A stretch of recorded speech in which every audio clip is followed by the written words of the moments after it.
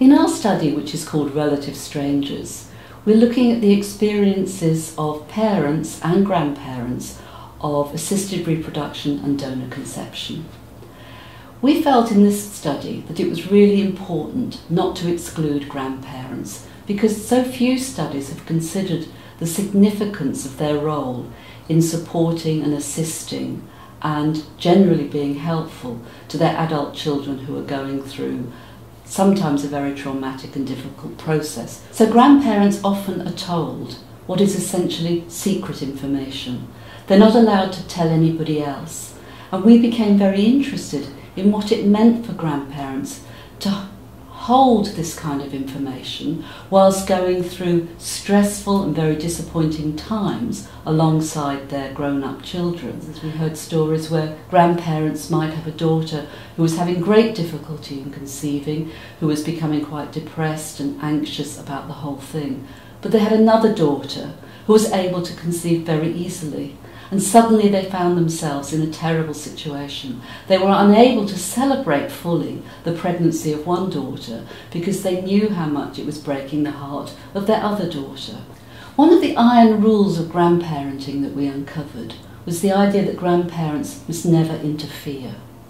Grandparents were absolutely adamant, almost to 100%, that it was not their job to interfere, that their adult children had their own lives to lead, they were merely there for support. And it would seem that that is exactly what most of them did, but that doesn't mean it was necessarily always easy for them. Some grandparents didn't necessarily agree with the ethics, for example, of harvesting eggs and freezing embryos, but they had to keep that to themselves. So there could sometimes be implicit conflicts of ethics going on. In another area too, we found that some grandparents felt that children born from donor conception shouldn't be told about the fact they were born in a different way. On the other hand, we found grandparents who felt it was really important that these donor conceived grandchildren should be told and were worried that the parents didn't look as if they were going to tell them. And so again, you have those kinds of conflicts. But these grandparents couldn't necessarily discuss these views with anybody because, of course, of the confidentiality of this information and also because they also knew they couldn't interfere with the decisions that their adult children were making. One other area, too, that could cause concern was about genetic inheritance. One of the things that we found is that not everybody understands about genes and how genes operate. It's a hugely complex area, so this is hardly surprising. But sometimes grandparents would be very worried about the importation of different genes from somewhere else into their family, whilst yet other grandparents really didn't give that much thought.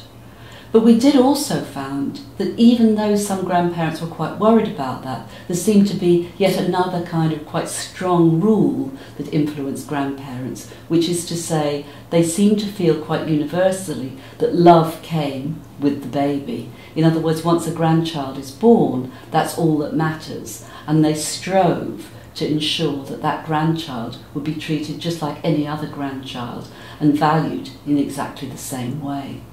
So finally, this brief overview of our interviews with grandparents showed what a really important role they were playing. Having seen that, it seems quite surprising that we overlook the role of grandparents when it comes to assisted reproduction and donor conception.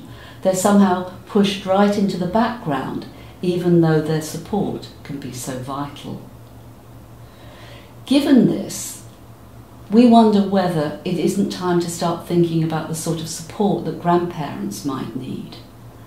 I think grandparents feel they could do with some neutral support. They can't, after all, speak to their own siblings, their own brothers and sisters. They can't talk to their best friends about what they're going through while supporting their own children.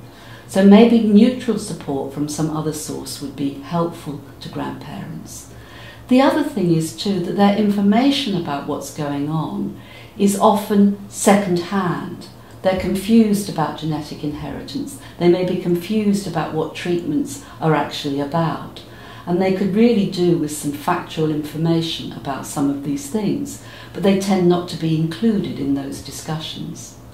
And so we felt ultimately it might be time for clinics and other support groups to start thinking about grandparents and maybe including them when they think about the kinds of provision that needs to be provided to families going through assisted reproduction.